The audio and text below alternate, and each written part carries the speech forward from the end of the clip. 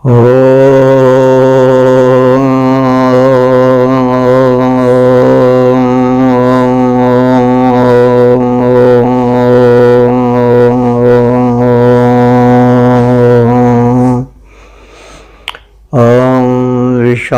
सवितरुदुरितान् परासु यद्भद्रं तन्नयासु। ॐ भद्रं कर्णेभिः शृणुयाम देवा भद्रं पश्येमाक्षभिर्यजत्राः स्थिरैरङ्गैस्तुष्टुवांसस्तनूभिर्व्यसेमा देवहितं यदायुः।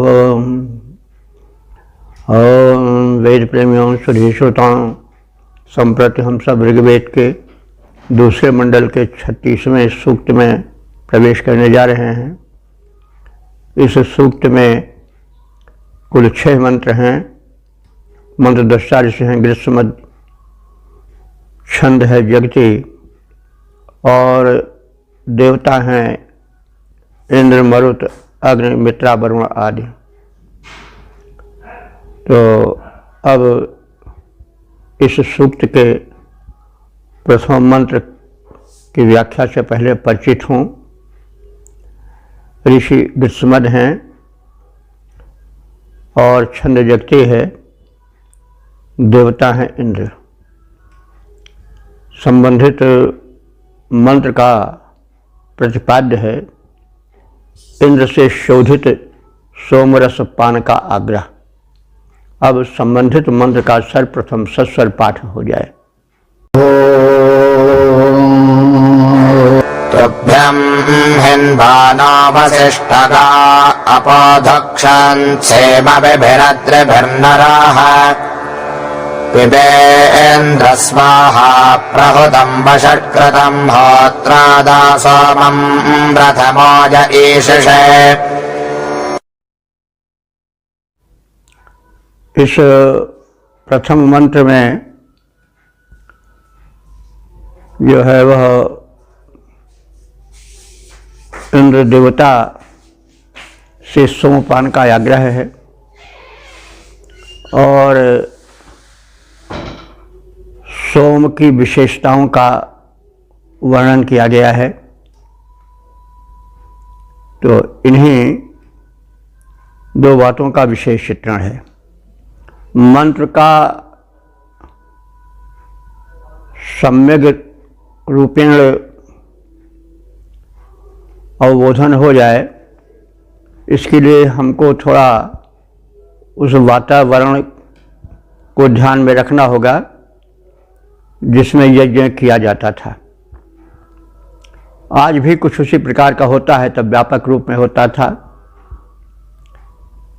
पहले यज्ञ में देवताओं का आवाहन किया जाता है और उनको नैवेद्य चढ़ाया जाता है। नैवेद्य का अर्थ हुआ जो उत्तम पदार्थ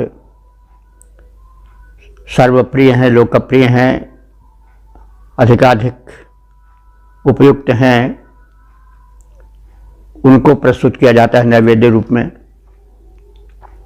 फिर देवता के गुण कथन का यानी उसकी स्तुति की जाती है। स्तुति का मतलब हुआ गुण कथन। तो भिन्न भिन्न देवताओं का आवाहन होता है, उनकी स्तुति की जाती है और नैवेद्य प्रस्तुत किया जाता है। ये एक छोटे पैमाने पर आज भी हम कोई यज्ञ करते हैं तो करते हैं इसको। तो वही है। तो इंद्र जो हैं वो देवराज हैं, सबसे प्रमुख देवता हैं और सोमपान से उनमें विशिष्ट शक्ति का संचार होता है। सोम के विषय में बहुत कुछ कहा गया है। सोम कोई मादक पेय नहीं है जैसा कि ज़्यादातर लोग समझते हैं। सोम एक दिव्य पेय है। यह वैश्विक ऊर्जा का स्रोत है और ऊर्जा अथवा शक्ति ही व्यक्ति या व्यक्तित्व को निखार देती है। जब शक्ति नहीं है तो फिर शव हो जाता है शरीर और शव का कोई तात्पर्य नहीं रह जाता है। तो सोम एक अत्यंत दुर्लभ पेय था जो हजारों फीट हिमालय की ऊंची चोटियों पर पाया जाता था, तो वैश्विक ऊर्जा का उसमें विशेष समवाय होता था। वो सोमरस बड़े श्रम से अथवा बहुत पैसा खर्च करके मिलता था। वो दिव्य पेय था, उससे जरा व्याधि का विनाश होता था, सात्विक पेय था। तो सोमरस से उस समय का समाज बहुत प्रभावित था। आज तो हम लोग सोम का नाम ही सुनते हैं, सोमलता का भी दर्शन भी नहीं किए हैं, लेकिन है ज़रूर, क्योंकि सोम जो है वो ऋग्वेद में जो सर्वाधिक 3 देवता प्रशंसित हैं उनमें सोम भी हैं। सबसे अधिक मंत्र ऋग्वेद में इंद्र को समर्पित हैं, उसके बाद अग्नि को, फिर उसके बाद सोम को। ऋग्वेद का तो पूरा 9वां मंडल ही सोम को समर्पित है।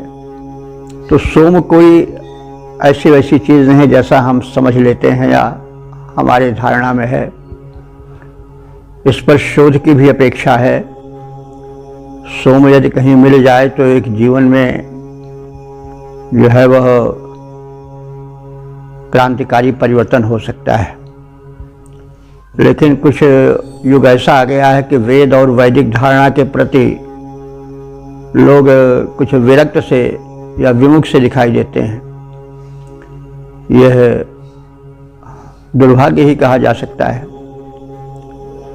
तो इसी सब छाया में हम देखें, सोमरस एक उत्तम अमृत तुल्य पेय है। दिव्य शक्तियों को इससे बड़ा प्रेम है, क्योंकि उस शक्ति का स्रोत है, और दिव्य शक्तियां जब शक्तिमान रहती हैं तभी लोक कल्याण होता है।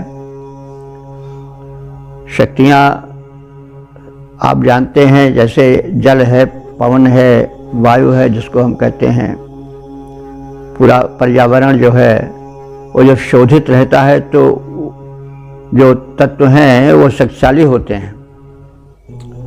जब जल शुद्ध रहेगा तो जल ही दूध का काम करेगा। अगर जल प्रदूषित रहेगा तो वो रोग पैदा करेगा। यही बात जल से, पृथ्वी आदि से उत्पन्न होने वाले अन्नों के विषय में भी है। अन्न भी देवता हैं, और वायु आदि हैं, ये तो परम शक्तिशाली हैं, लेकिन इनका अगर शोधन नहीं होगा, अब इनका शोधन या इनको शक्ति कैसे प्रदान की जाती है यज्ञ के द्वारा, तो याज्ञिक जीवन ऋग्वेद काल में और बहुत समय तक अनिवार्य माना जाता था। व्यक्ति को यज्ञ करने के लिए प्रेरित किया जाता था, और जो जितना यज्ञ करता था वो उतना ही महान माना जाता था। अनिवार्य एक यज्ञ का रूप था, आज भी होना चाहिए। हम लोग वैदिक अनुशासन से अनुशासित नहीं हैं, इसीलिए तमाम रोग शोक संकट सामने आ रहे हैं। तो अब हम मूल विषय पर आवें। ये इंद्र को आप जानते ही हैं, देवराज हैं। जो शक्तियां हैं ये तो, क्योंकि कोई चीज़ बिना शक्ति के नहीं चलती है, और शक्तियां जो हैं जैसे अग्नि है और वायु है, जल हैं, ये सब हम देखते हैं तो ये हमको दिव्यता तो प्रदान ही करते हैं, लेकिन ये मत समझिए कि ये यहीं तक है। इनका सूक्ष्म रूप अलग है। ये उन दिव्य शक्तियों का बाह्य रूप है, चाहे अग्नि हो, चाहे वायु हो, चाहे पृथ्वी हो। जो दिव्य शक्तियां हैं तो ये चेतन हैं, सूक्ष्म हैं। ये उस शक्ति विशेष का जो प्रकृति के संरक्षण में, संचालन में सहयोगी हैं, उनको बल देते हैं, और ताकि जीवन धरती पर सुस्थिर रहे स्वस्थ रहे, क्योंकि उस दुनिया को जिसने बनाया उसने किसी उद्देश्य से बनाया है। कोई कलाकार, कोई रचनाकार यह नहीं चाहता कि उसकी रचना, उसकी कृति अधूरी रह जाए या उपेक्षित हो। तो इसलिए वेदों में कुछ नियम दिए गए हैं, उनके द्वारा यह जो हमारा भूमंडल है ये सुरक्षित, संतुलित, स्वस्थ, सुखी रहेगा। तो वेद एक काव्य है, बात अलंकृत शैली में कही जाती है और सूक्ष्मता से न समझी जाती है न समझाई जाती है, इसलिए हम उधर ध्यान नहीं देते हैं। अगर हम वैदिक संदेशों, वैदिक जीवन, वैदिक मंत्रों का सूक्ष्मता से अध्ययन करें, चिंतन मनन करें, तो हमारा जीवन सशक्त हो सकता है, कल्याणमय हो सकता है और धरती पर स्वर्ग आ सकता है। तो इंद्र को इस सूक्त के पहले मंत्र में आमंत्रित किया गया है। दिव्य शक्तियों के वे सम्राट हैं, परब्रह्म के रूप हैं, परमात्मा हैं। तो जब उनका आवाहन किया जाता है तो आवाहित की स्तुति की जाती है, उसको नैवेद्य जो परम प्रिय वस्तु है उसको समर्पित की जाती है। तो सोम इंद्र को परम प्रिय है, वो शक्तिवर्धक है। इंद्र को आत्मा रूप में, प्राण रूप में भी देखना चाहिए। जहाँ अर्थ हो वहाँ, जब सटीक बैठता हो वहाँ हम इस रूप में भी अर्थ देख सकते हैं। तो अब प्रथम सोम, जिसके विषय में हम लोग संक्षिप्त परिचय प्राप्त किए हैं और विशेष के लिए पिछले एपिसोड्स को देखना आवश्यक है। तो इस सोम का शोधन किया जाता है, यानी सोमलता लाई जाती है, हिमालय से मोल ली जाती होगी अथवा मंगाई जाती होगी। तो उस सोमलता को कूटा जाता है, उसका रस निकाला जाता है, फिर छाना जाता है, फिर उसमें जल मिलाया जाता है, दुग्ध मिलाया जाता है, गोदुग्ध, और इस प्रकार से सोम दिव्य पेय के रूप में तैयार होता है। तो इसी का वर्णन है, इसी का संकेत है। तो इंद्र से प्रार्थना करता हुआ उपासक या ऋषि कह रहा है, हे इंद्र, तुभ्यम हिन्वानः, तुभ्यम माने तुम्हें, हिन्वानः माने प्रेरणा देने वाला, तुम में बलवर्धन करने वाला, ऊर्जा का पिंड, यह सोमरस समर्पित है। अब सोमरस कैसे सशक्त और गुणकर और सुस्वादु बनाया गया है, उसके लिए कहा जा रहा है कि इसमें गाह, गाह माने गायें, अपह माने जल, और वशिष्ठ माने आच्छादन। वो वशिष्ठ नहीं है जो एक पुरोहित थे, वशिष्ठ ये है, वशिष्ठ का होता है आच्छादन, यानी ढक देना, पर्याप्त मात्रा में किसी वस्तु को प्रस्तुत कर देना। तो इसमें गाह कहा गया है, गाय। तो गाय तो सोमरस में मिलाई नहीं जाती है, तो गाय से गोदुग्ध का अर्थ लेना चाहिए। तो इस निचोड़े गए सोम में गोदुग्ध जो कि उत्तम पेय है वो भी मिलाया गया है। अपह माने निर्मल स्वच्छ जल मिलाया गया है, और उनसे वशिष्ठ माने आच्छादित किया गया, यानी परिपूरित किया गया है यह सोमरस। और इस सोमरस को तैयार करने वाले भी दिव्य हैं, नरः, नर नृ धातु से, नृ शब्द से बना है नरः, नृ का बहुवचन है नरः। नरः माने होता है नेतृत्व करने वाले। तो यहाँ पर नेता या नेतृत्व करने वाले यज्ञ के कौन है? पुरोहित हैं। तो नरः माने यज्ञ के नेता जो पुरोधागण हैं, उन्होंने इसको अद्र भी, अद्र माने होता है पहाड़, हम लोग यही सामान्य जानते हैं, लेकिन यहाँ भी वही अर्थ है कि पहाड़ थोड़े कोई उठा के लाओगे कूटेगा, लेकिन अब यहाँ पहाड़ से तात्पर्य है कि पहाड़ में जो पत्थर होता है उससे कूटा गया है, यानी पत्थर से एक कूटने वाला पहरुआ की तरह जैसे मूसल होता है उसी तरह बनाया जाता था और कूटा जाता था पत्थर के द्वारा। तो यहाँ अर्ध का अर्थ हुआ पत्थर के द्वारा कूटा गया है।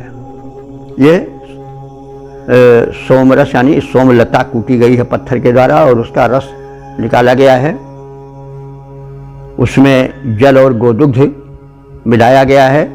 और अविभी, अभी कहते हैं भेड़ को, अभी माने भेड़, और अविभी तृतीया बहुवचन है, तो भेड़ों द्वारा नहीं बल्कि भेड़ के बालों द्वारा, ऊन द्वारा। तो अविभी माने भेड़ों के ऊन से बने हुए छन्ने से, इतना अविभी में आवेगा अर्थ कि भेड़ के बालों से बने हुए छन्ने से अधुक्षण, ये जो सोमरस है वो छाना गया है, छान कर पवित्र किया गया है।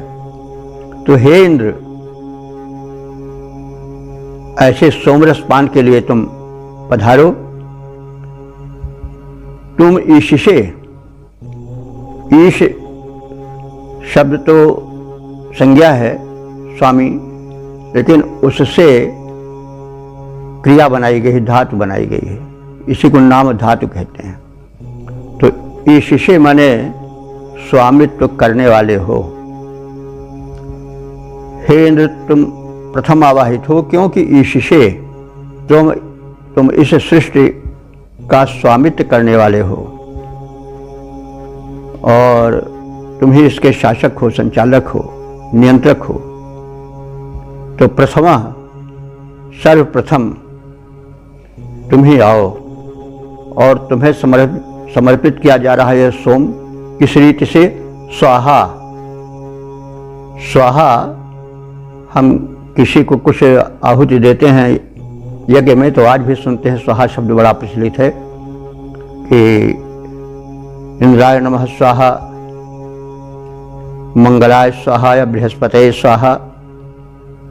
तो सब देवों का नाम लेकर के उनको हवि या जो कुछ अर्पण किया जाने वाला है, किया जाता है, उसको अर्पित करते हैं और उसके साथ स्वाहा बोलते हैं।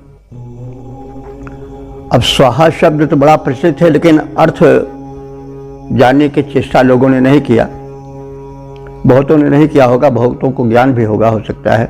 वैसे हम ज़्यादा कदा इसकी व्याख्या भी करते रहते हैं। स्वाहा का अर्थ होता है स्वधनहा, अपने अधिकार को त्याग देना। तो हम जब यज्ञ करते हैं तो या कोई किसी वस्तु को देवार्पित करते हैं तो उसमें अहंकार को त्याग देना चाहिए, क्योंकि अहंकार सबसे बड़ा दोष है। हम दे रहे हैं, हम कर रहे हैं, ये झूठा है, क्योंकि तुम्हारी या किसी की कोई वस्तु है नहीं, सब उसकी है जिसने दुनिया बनाया। संसार है उसी का जिसने इसे बनाया। सर्वत्र सृष्टि में है, सर्वेश ही समाया, वही है ईशावास्यमिदं सर्वं यत्किंच जगत्याम जगत तेन त्यक्तेन भुंजीथा मागधा कैसे सिद्धनम। तो वो तुम्हारा नहीं है, सब बनाने वाले का है। तो उससे जो एक भ्रमवश या अहंकार सा जाता है कि मेरी वस्तु है, मैं देखिए, तो वो अहंकार समाप्त होना चाहिए। तो इसीलिए कहा गया है कि कोई चीज़ जब दी जाए तो उसमें स्वाहा उच्चारण किया जाए। और स्वाहा का अर्थ होता है कि हम इस प्रदान में अहंकार नहीं कर रहे हैं। स्व माने अपनत्व को, हा माने त्याग दे रहे हैं। तो अहंकार का त्याग प्रदान में आवश्यक होता है। तो यह स्वाहा है। इसीलिए स्वाहा शब्द हर देवता को समर्पण करते समय, चढ़ाते समय नैवेद्य आदि हम स्वाहा का उच्चारण इसीलिए करते हैं कि हम न वस्तु हमारी है, हम इस पर अपना अधिकार मानते हैं और आपको समर्पित कर रहे हैं। अहंकार छोड़ करके। तो हे इंद्रदेव, जो ये नैवेद्य तुम्हारा प्रिय सोमरस प्रस्तुत किया जा रहा है, ये कैसे प्रस्तुत किया जा रहा है? स्वाहा पूर्वक, माने नम्र भाव से। और स्वाहा का एक अर्थ और हो सकता है सुधन आह, ऊ और आ के मिलने से वाह हो जाता है संधि से। तो स्वा माने हम मधुर शब्दों से आपको समर्पित कर रहे हैं, ऐसा भी अर्थ निकल सकता है। यानी देते समय गर्वीले शब्द नहीं होने चाहिए, समर्पण वाले मधुर शब्द होने चाहिए। हम किसी को दें तो मीठी वाणी से दें, ये अहंकार पूर्वक नहीं लो खा लो और कहूँ पाए हो बस, ऐसा नहीं होना चाहिए। तो मधुर वचन बोलो और अपना तो त्याग कर बोलो। तो इसलिए स्वाहा का उच्चारण बार बार होता है यज्ञों में, और व्यावहारिक जीवन में भी होना चाहिए। तो और वखट कृतम, वखट का भी यही अर्थ हुआ, स्वाहा का भी अर्थ वखट भी देता है, लेकिन ऐसा कहा जाता है पितृभ्या वखट, देवेभ्या स्वाहा। देवों को कोई चीज़ समर्पित की जाती है तो स्वाहा कहा जाता है, और पितरों को, पितृ हैं जो इस संसार को छोड़ चुके हैं और किसी दूसरे लोक में जा चुके हैं, तो हमारे यहाँ तो यह चीज़ मानी गई है कि हमारा कर्तव्य पितरों के प्रति भी है, यानी जो नहीं है धरती पर उनके प्रति भी है। और इसके विषय में बड़ा अच्छा एक मिलता है, या कह देना बुरा नहीं होगा, कि जब औरंगजेब ने अपने बाप शाहजहां को कैद कर लिया था, तो उसको वो चाहता था जल्दी मर जाए, बुढ़वा ख़त्म हो, तो उसको जल भी नहीं देता था ठीक। तो उसने संदेश भेजा कि हिंदू तो अपने मरे हुए बाप को जल देते हैं, लेकिन तू कैसा मुसलमान है कि अपने जीवित बाप को ही प्यासों मार रहा है। तो बहरहाल हमारा धर्म जो है, या वैदिक धर्म जो है, वो बड़ा व्यापक धर्म है, वो सर्वत्र कर्तव्यों से बंधा है। हम उन पितरों के भी ऋणी हैं, किसी न किसी रूप में हमारा फर्ज बनता है कि हम उनके न रहने पर भी उनको प्रदान करें, उनके नाम से कुछ न कुछ। तो ये है हमारी वैदिक संस्कृति की महत्ता है।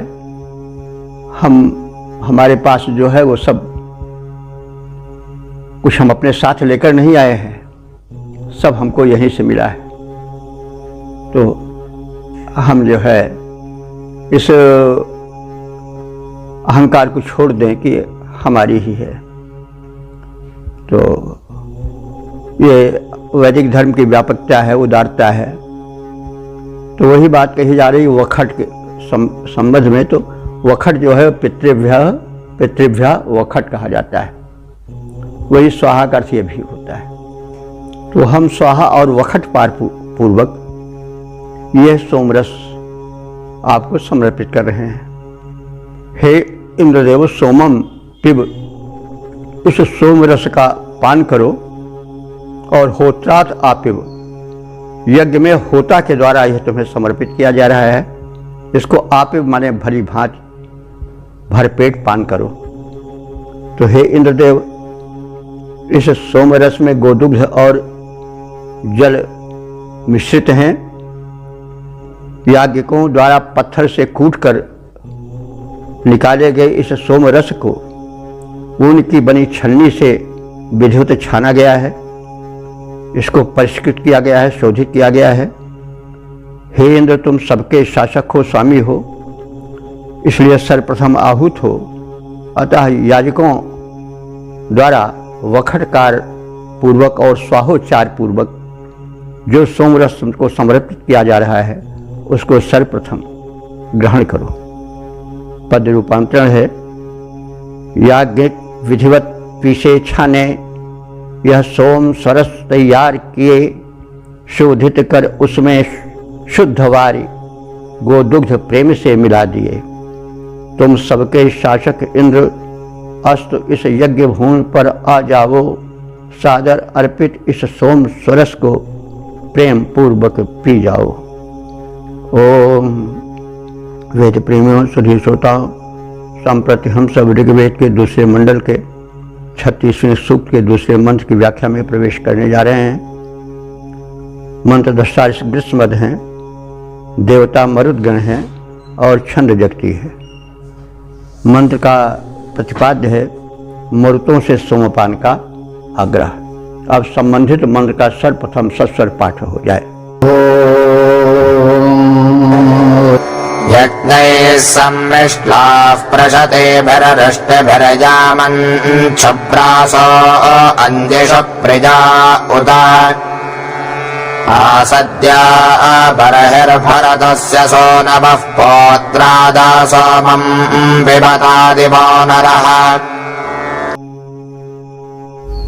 इस दूसरे मंत्र में भी सोमपान का आग्रह किया गया है मरुतों से। मरुदगण को हम जानते हैं कि ये इंद्र के बड़े निकट सहयोगी हैं, क्षत्रिय प्राकृतिक देवता हैं। ये अंतरिक्ष स्थानीय देवता हैं, तो ये बड़े शक्तिशाली हैं। इनके विषय में भी पिछले एपिसोड व्यापक रूप से कहा गया है, अधिक यहाँ कुछ कहने की आवश्यकता नहीं है। तो इनका गण है 49 हैं संख्यक। यावत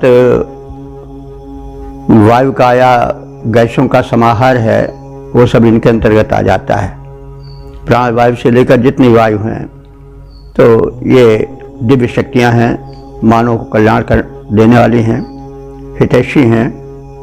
इसलिए इनको आवाहन किया जा रहा है, इनको आवाहित किया जा रहा है। और आवाहन में सोमरस अर्पित करने के पूर्व इनके गुणों का कथन किया जा रहा है और गुण कथन द्वारा स्तुति की जा रही है।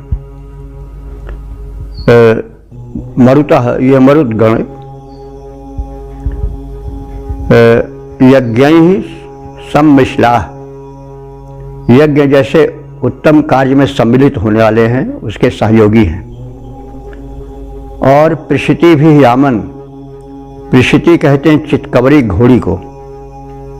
प्रशिति भी चितकबरी जिसके धब्बे भी बीच में हो, तो ये प्रशिति भी यामन या कहते हैं गति अर्थ में गमन करने वाला। तो ये जो मरुदगण हैं, जिस साधन से गमन करते हैं वो साधन अश्व हैं। यहाँ घोड़ी कहा गया है, अश्वी कहा गया है, प्रशिति भी। और वो घोड़ियाँ कैसी हैं? चितकबरे रंग की हैं। तो भी मानवीकरण हो रहा है। तो जब मरुदगण चलते हैं तो आंधी तूफान बनकर चलते हैं, तमाम गर्द गुबार लेकर चलते हैं, तो अब वेग तो रहता ही है। तो वही उसका चितकबरापन माना जा सकता है। तो ये मरुदगण की वेग से चितकबरी घोड़ियों से खींचे जाने वाले रथ पर चढ़कर चलते हैं और सर्वत्र जाने वाले हैं। ऋषि भी शुभ्रासा, और ये सैनिक प्रकृति के हैं, इसलिए रिष्टि कहते हैं अस्त्र शस्त्र को। ये अस्त्र शस्त्रों से शुभ्रासा माने सुशोभित होने वाले हैं, यानी इनके हाथों में भिन्न भिन्न प्रकार के अस्त्र शस्त्र भी रहते हैं। उत माने और, अंजिष प्रिया, ये अंजी कहते हैं आभूषण को। ये आभूषण प्रिय हैं, यानी इनके शरीर भिन्न भिन्न प्रकार के आभूषणों से सुसज्जित रहते हैं। ये भरत से सूनवा, ये भरत के सून माने पुत्र हैं। तो भरत कौन है? भरत का अर्थ होता है जो भरण पोषण करे। तो यहाँ भरण पोषण करने वाले रुद्रदेव से है, क्योंकि ये रुद्र के पुत्र हैं, इसलिए रुद्रिया भी इनको कहा जाता है। तो रुद्र का विशेषण है भरत से सूनवा। ये भरण पोषण प्रदान करने वाले, सुख समृद्धि प्रदायक रुद्रदेव के पुत्र हैं। दिवह नरा, दिवह माने अंतरिक्ष लोक के नर माने नेता हैं, यानी वहाँ नेतृत्व करते हैं और तेजस्वी नेता हैं। तो हे मर्तो, इन गुणों से विभूषित तुम वर्हि आसाद, हमारे यज्ञ स्थल पर आओ। और वर्हि कहते हैं कुशासन को। कुशासन पर आसाध्य मने बैठ जाओ और बैठ करके पोत्रात सोमम आपिव, पोत्र नाम के सुपात्र से सोम का पान भरपेट करो। यह आपसे प्रार्थना है। यज्ञीय कर्मों के सहयोगी चितकबरी घोड़ियों से जुटे रथ पर सर्वत्र गमन करने में सक्षम, शस्त्रास्त्रों से सुसज्जित, आभूषणों से मंडित, भरण पोषण में समर्थ रुद्र देवता के पुत्र तथा उत्तम नेतृत्व प्रदान करने वाले हे मरुद्गण, इस हमारे यज्ञ में आओ, कुशासन पर विराजमान हो जाओ और सुपात्र से सोमपान करो। पद रूपांतरण है। शुभ यज्ञ कर्म में सहयोगी चितकबरी घोड़ों पर सवार, चितकबरी घोड़ी पर सवार, शस्त्रास्त्रों से सज्जित तुमको रुचिकर आकर्षक अलंकार, उत्तम नेतृत्व प्रदायक तुम हे देव पुत्र मरुतो आओ, हे रुद्र पुत्र मरुतो आओ, आसन पर हो आसीन, पात्र में निहित सोमरस पी जाओ। ओम वेद प्रेमियों, सुधीर श्रोताओं, संप्रथम सब ऋग्वेद के दूसरे मंडल के 36वें सूक्त के तीसरे मंत्र की व्याख्या में प्रवेश करने जा रहे हैं। मंत्र दशारिष गीतबद्ध हैं और देवता हैं इंद्र तथा त्वष्टा, और छंद है जगती। विषय का प्रतिपाद्य है सोमपानार्थ इंद्र और त्वष्टा देव का आमंत्रण। अब संबंधित मंत्र का सर्वप्रथम सस्वर पाठ हो जाए। अमे मनः स्वहवा आहे गन्धननि बर्हिषि सदतनारणिष्टना अथा मन्दस्वजुजुषाणो अन्धसस्पष्टर्देवेभिर्जनिभिः स्वमद्गणः।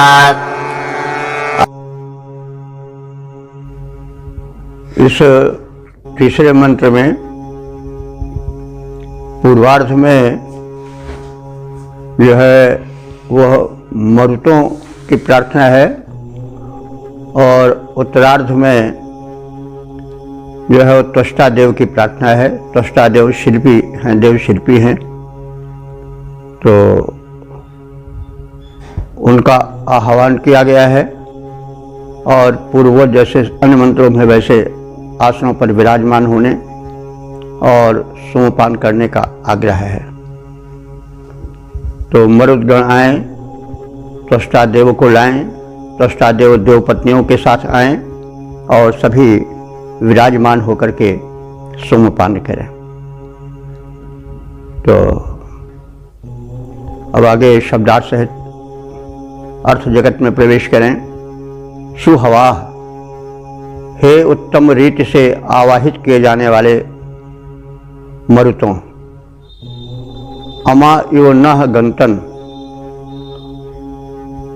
तुम जो हो अमाइन माने शक्तियों से अपने बल से परिपूरित होकर के नह गंतन यानी हमारे पास, हमारे इस यज्ञ स्थल पर आओ, आप आमंत्रित हैं। और वर्हिष निषदतन, और कुशासन पर जो तुम्हारे हेतु बिछाया गया है उस पर आसीन हो जाओ। रणिष्टिन, रणिष्टिन कहते हैं आनंद सूचक शब्द करो, मतलब ऐसा हम सबको प्रतीत हो कि तुम प्रसन्न हो, इसलिए आकर के तुम आनंद भरे स्वर का उच्चारण करो जो हमें प्रसन्नता प्रदान करने वाला होगा। त्वष्टा, और हे त्वष्टा देव, हे देव शिल्पी, आप भी आओ और जन भी देवी भी, और दिव्य शक्तियों को जन्म देने वाली देवियों के साथ, देवपत्नियों के साथ पधारो। आप सबके हेतु अंधसः जुजुषाणः, अंधस कहते हैं, वैसे अंधस का अर्थ होता अन्न, लेकिन यहाँ सोमपान है इसलिए सोमपान अन्न है। अन्न का मतलब हुआ आहार। अन्न अद्यते इति अन्नः, तो अन्न का अर्थ यही नहीं समझना चाहिए कि केवल दाल चावल यही अन्न है, साग सब्जी जो कुछ ग्रहण किया जाए आहार रूप में, वो सब अन्न है, चाहे पेय हो चाहे खाद्य पदार्थ हो। तो अंधस शब्द का अर्थ तो होता है अन्न, लेकिन यहाँ सोमपान का प्रसंग है, इसलिए सोमपान रूपी अन्न को, आहार को आप ग्रहण करो और मंदस्व और सुतृप्त होकर के आनंदित हो जाओ। तो स्वागत पूर्वक बुलाए जाने योग्य हेमर्तों, उत्साह परिपूरित हमारे यज्ञ के समीप आओ, बिछाए गए कुशासन पर आसीन हो जाओ, आनंद सूचक शब्दों को सुनाओ। हे त्वष्टादेव, तुम सब भी आओ, साथ में उत्पादक देव शक्तियों को भी लाओ और सभी सोमपान कर सुतृप्त हो जाओ और आनंदित होकर हमको सुख पहुंचाओ। तो इसका पद रूपांतरण है, सम्मान योग्य है वीर मरुत, सोत्साह यज्ञ में आ जाओ, होकर आसीन कुशासन पर शुभ सूचक शब्द सुना जाओ। हे त्वष्टादेव, देवताओं के संग यज्ञ में आ जाओ, देव शक्तियों संग सोमरस पान करो, अति सुख पाओ। ओम। वेद प्रेमियों, सुधी श्रोताओं, संप्रति हम सब ऋग्वेद के दूसरे मंडल के 36वें सूक्त के चौथे मंत्र की व्याख्या में प्रवेश करने जा रहे हैं। मंत्र दृष्टा ऋषिकृत समझ है, देवता अग्नि और छंद जगती है। प्रतिपाद्य है अग्निदेव से सोमपान का आग्रह। अब संबंधित मंत्र का सर्वप्रथम सस्वर पाठ हो जाए। आभक्षिदेवां इह विप्रजक्षि चोषन्होतर्निषदाजो निषदृश प्रतिवेह प्रस्थितं साम्यं मधुपिबाग्नेध्वात्तव भागस्य धृप्नहि।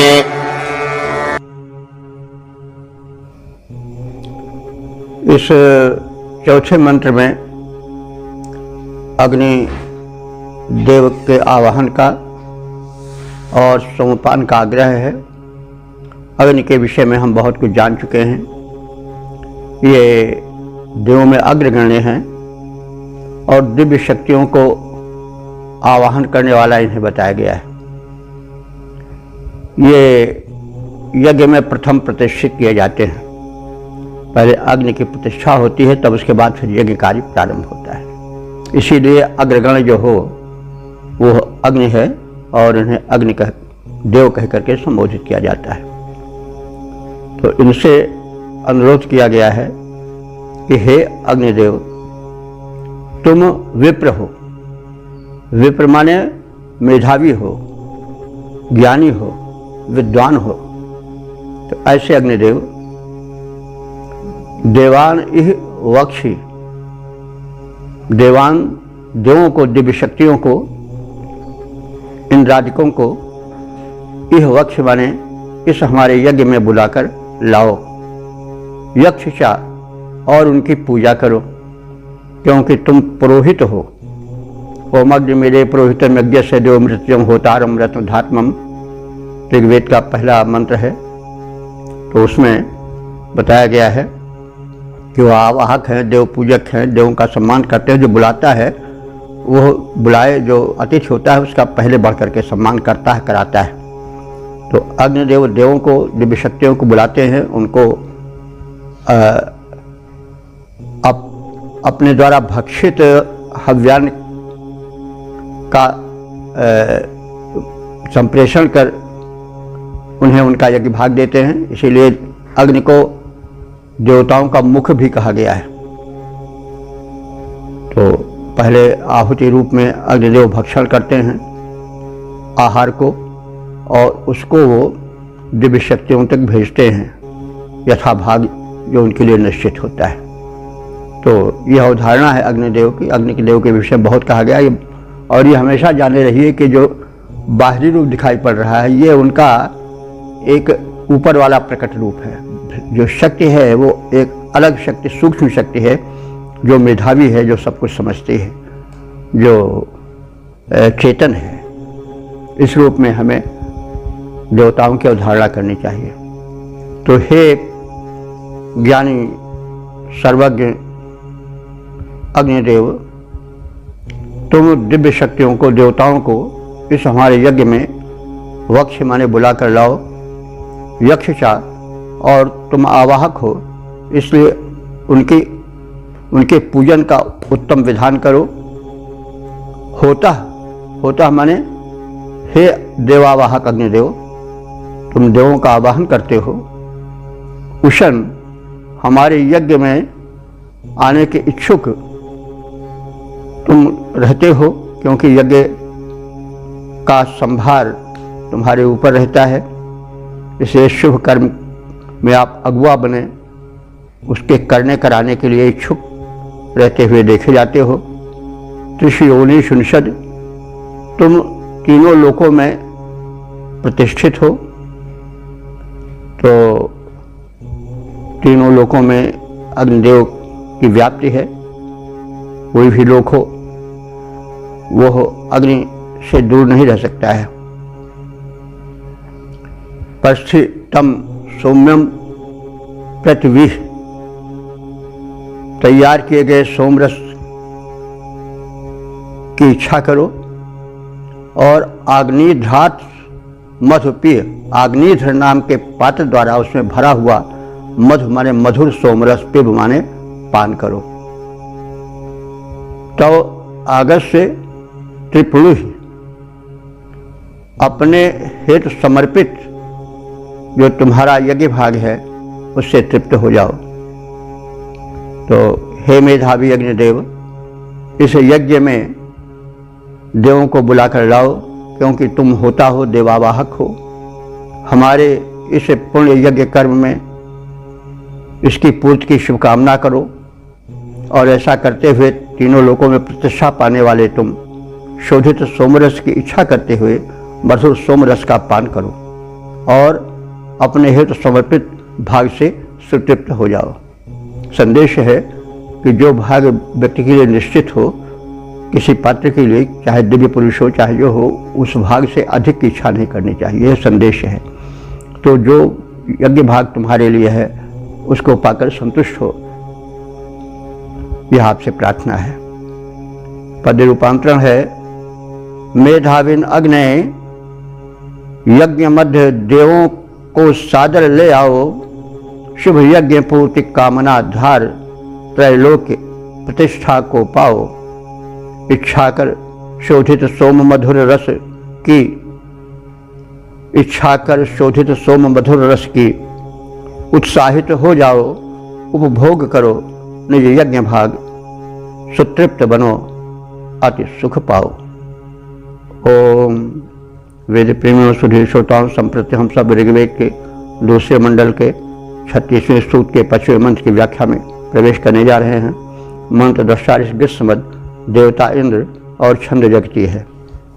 प्रतिपाद्य है इंद्र से सोमपान का आग्रह। अब संबंधित मंत्र का सर्वप्रथम सश्वत पाठ हो जाए। एषस्य ते तन्वानरं नवर्धनः सह ओजः प्रतिविबाह्वारहितः तुभ्यं सतामघवन् तुभ्यमाभृतस्त्वमस्य ब्राह्मणादात्रपद्विभा। इस 5वें मंत्र में इंद्र को सोमपान हेतु आमंत्रित किया जा रहा है और सोम के वैशिष्ट को बताते हुए सोमपान का आग्रह उनसे किया जा रहा है। हे इंद्रदेव, ऐसा सोमः, यह सोमरस, ते तन्वः, तुम्हारे शरीर में निर्मल वर्धना, निर्मल माने बल, निर्मल माने बल, वर्धना माने बढ़ाने वाला। तो ते तन्वः निर्मल वर्धना, यह सोम जो है तुम्हारे शरीर में बल को बढ़ाने वाला है। प्रदीप बाहो, प्रदीप माने अत्यंत दीप्तिमान, शोभन, बलपूर्ण, बाहों माने दोनों भुजाओं में तुम्हारे यह सोमरस, सह माने बल और ओजह, ओज को भरने वाला है।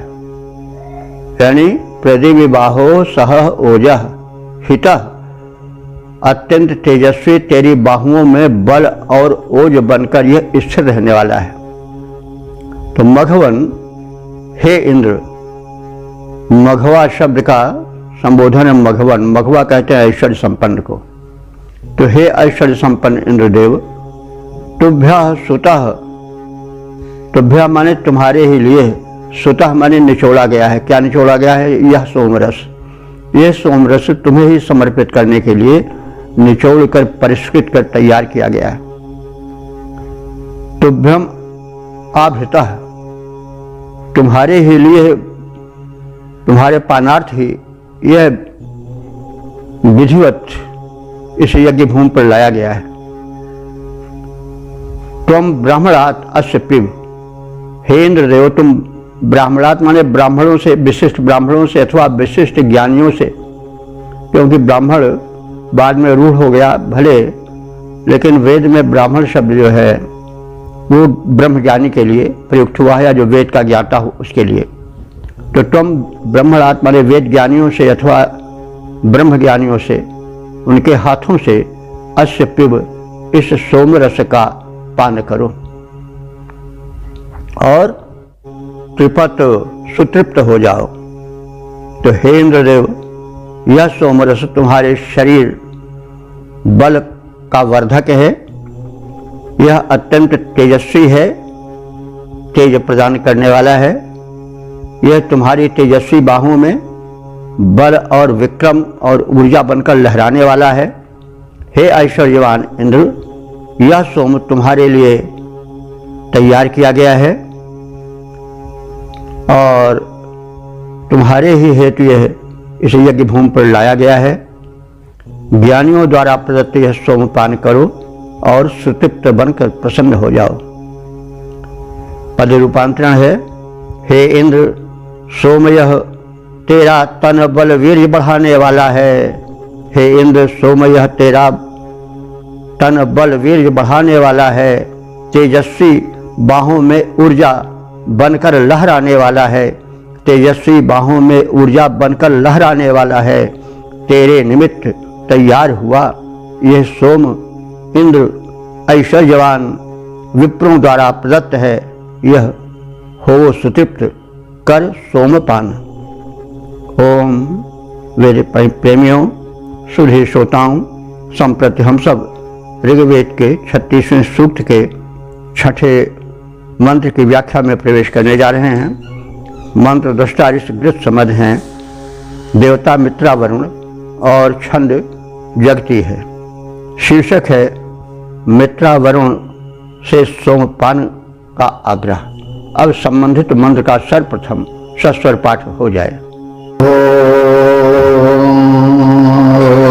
जुषेथा यज्ञं बाधतं हवस्य मे सत्तो होता निविदः पूर्व्या अनो अच्छा राजा नानम एत्याव्रतं प्रशास्त्रादापि मदं सौम्यं मधो।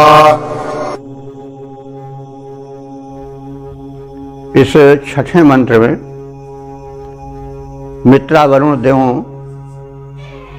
का सोमपान हेतु आवाहन है। सोम के गुणों का वर्णन है और पानार्थ है, उनसे स्तवन है। तो मित्रा वरुण देव, मित्र वरुण, इनका प्राय साथ साथ ही आवाहन होता है। तो मित्र वरुण, तो मित्र वरुण होना चाहिए लौकिक संस्कृत में, लेकिन इसमें वैदिक द्वंद्व का प्रयोग है। वैदिक द्वंद्व में यह होता है कि जो पहला शब्द है उसमें दीर्घ हो जाता है, तो इसलिए मित्रा वरुण हो गया है। वैदिक द्वंद्व का प्रयोग है, इसमें समास है। तो मित्रा वरुण इनका लगभग साथ ही साथ आवाहन देखा जाता है। तो वैसे मित्र एक सूर्य का ही रूप है। ये दिवसकृत मनुष्य के कृत्यों का लेखा जोखा रखते हैं, और जो वरुण देवता हैं वो निशाकृत कर्मों का प्राणियों के लेखा जोखा रखते हैं, और तदनुसार उनको पुरस्कार या दंड प्रकृति द्वारा प्रदान किया जाता है अथवा परमात्मा द्वारा दिया जाता है। ये वरुण के पास अस्त्र भी रहता है, पाश उनका बड़ा प्रसिद्ध है, जिससे वो बांध करके दंड देते हैं दुष्टों को। तो वेद के प्रमुख देवता हैं वरुण देवता। तो प्राय जब स्तवन होता है तो मित्रा वरुण रूप में, युग्म रूप में होता है। तो इस मंत्र में भी मित्र और वरुण देवों का साथ साथ आह्वान किया गया है। प्रयोजन है सोमपान, और इसके साथ साथ सोम के गुणों का भी वर्णन है। सोम के विषय में बहुत कुछ हम लोग जान चुके हैं। तो अब शब्दार्थ की ओर प्रस्थान करें। राजाना, यह संबोधन है द्विवचन। हे विराजमान सुशोभन देव मित्रा वरुण, या मित्र और वरुण। तो राजा शब्द राज हुआ ना, ये राजते इति राजा। तो ये अपने गुणों के कारण, अपने ओज तेज के कारण राजा है, यानी सुशोभन है, तेजस्वी बने हुए हैं। तो हे राजाना, हे तेजस्वी मित्र और वरुण देव, यज्ञम जुषेथाम, हमारे इस यज्ञ को, जुषेथाम माने उसका सेवन करो, यानी इस यज्ञ में आओ और इस यज्ञ में आकर के यज्ञ भाग को ग्रहण करो। हवस्य बोधतम, हवस्य माने आह्वान, तुम्हारा आवाहन किया गया है। बोधतम, इस तथ्य को जानो, इसका तात्पर्य समझो। मैं होता, मैं माने मेरा, यानी मुझ यजमान का जो होता है, होता माने आवाहक अथवा अस्तोता, जो पुरोधा होते हैं, अस्तोता होते हैं, वे स्तुति करते हैं देवता की। तो वही बात बताई जा रही है कि मुझ यजमान के जो यज्ञ में होता है, आवाहन करता अथवा स्तुति करता है, वे सत्ता यज्ञ भूमि में पहले से ही विराजमान है। पूर्व्याह निविदा, उत्तम स्तोत्रों का एक गान करने वाले हैं और उसके विशेषज्ञ हैं। आवृतम नमः, और यह जो सोमरस है, यह आवृतम माने ढका हुआ है। किससे ढका हुआ है? गोदुग्ध से और पवित्र जल से। तो आवृतम माने ढका हुआ है, तो वो शब्द तो नहीं कहा गया है किससे किससे, लेकिन शब्द को उसमें मिला दिया जाता है। गोदुग्ध से और पवित्र जल से यह परिपूरित है, मिश्रित है। और नमः, देखिए नमः शब्द नमन के अर्थ में भी आता है, और नमः शब्द जो है वह अन्न के अर्थ में भी आता है। तो अन्न का अर्थ केवल खाद्य पदार्थ नहीं बल्कि पेय पदार्थ भी हैं। यावत आहार हैं वे सब अन्न के अंतर्गत आ जाते हैं। तो नमः के दो शब्द होते हैं वेद में, एक नमस्कार, दूसरा अन्न। तो यहाँ सोम को अन्न बताया गया है, यानी वो आहार बताया गया है।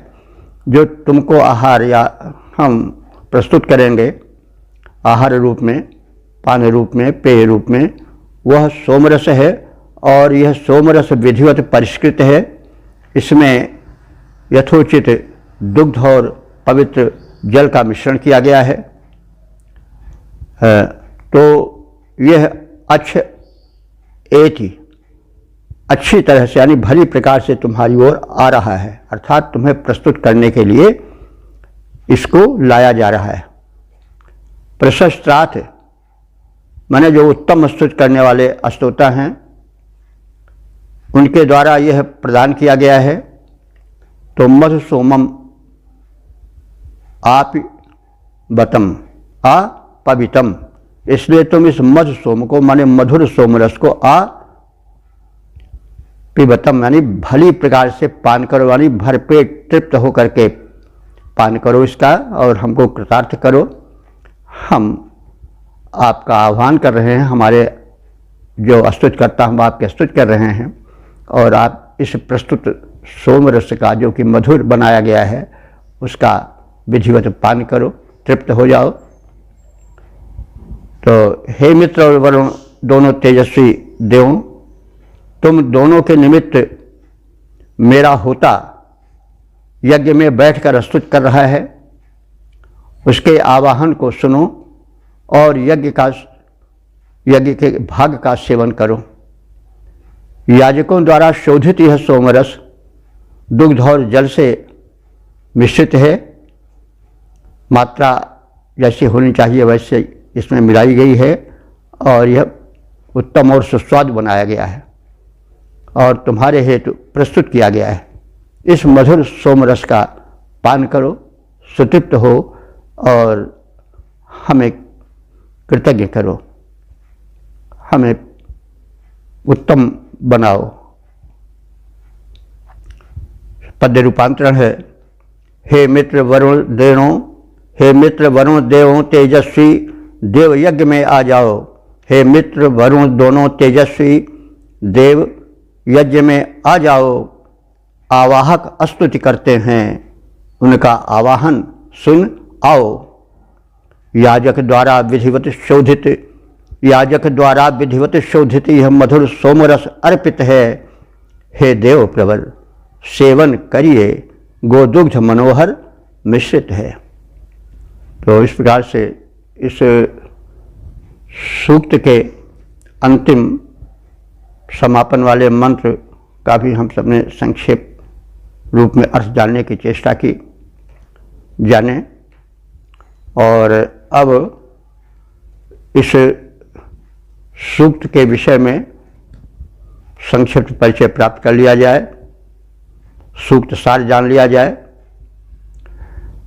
यह सूक्त जिसकी व्याख्या अभी हम सब किए हैं, सुने हैं, वो ऋग्वेद के दूसरे मंडल का 36वां सूक्त है।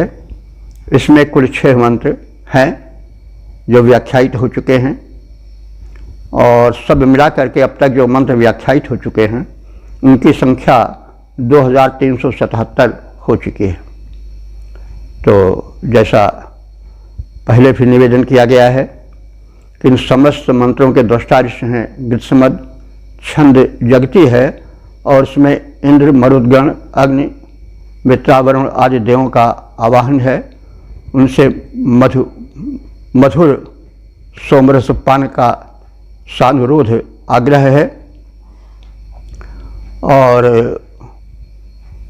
जैसा कहा गया है कि कथित देवों का आवाहन है, सोमरस के गुण का कथन है और यज्ञ काल में भिन्न भिन्न देवों का जिनके विषय में चर्चा की गई है उनको प्रेम पूर्वक आवाहित कर, सुंदर आसन देकर और श्रोताओं द्वारा उनके गुण कथन के साथ साथ उन्हें परिष्कृत सोमरस के पान का चित्रण है। सोमरस आज के विषय में प्रारंभ में ही बताया गया है। सोमरस एक दिव्य पेय है, ये देवों को अत्यंत प्रिय है। तो इस प्रकार से लगभग सभी मंत्रों में सोमरस के गुण का कथन, देवों के गुण का कथन और उसे सोमपान का आग्रह, और इस प्रकार से यह मंत्र जो है यज्ञ काल के या यज्ञ के वातावरण का सजीव चित्रण प्रस्तुत करता है।